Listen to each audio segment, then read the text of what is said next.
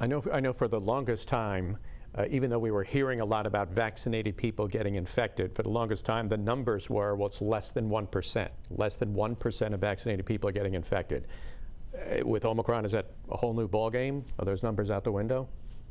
Yeah, it really is. I mean, one of the things that a lot of us, not all of us, but a lot of us have been trying to discuss and get the focus on is vaccines are really good at preventing you from getting serious disease, hospitalizations, death, and we a lot of us use the polio vaccines as an example. The injectable Salk polio vaccine did not protect you from getting infected, but it kept you, from getting paralyzed. It kept our children from ending up on a ventilator, the iron lungs back then.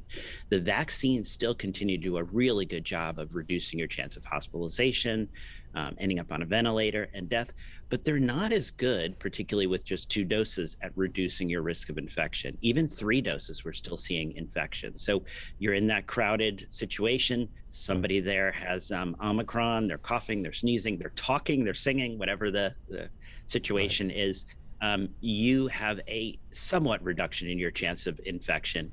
You have a big reduction still in your chance of serious disease. But we're getting back to what vaccines traditionally have done. They keep us from getting sick, but they are not body armor. They don't protect us completely from infection. Right. I don't know if it was you, but Elizabeth Hassagen normally does this show. I'm on the other side of the studio getting ready to anchor the show after, and I eavesdrop. And I think it was you, but giving, people were saying, like, well, why get vaccinated if I'm going to get sick anyway? And someone gave an analogy of the seatbelt. Well, why wear a seatbelt? I mean, could you die in a crash with a seatbelt? Yes. Are you more likely to die if you're not wearing a seatbelt? Yes. Was that you with that analogy?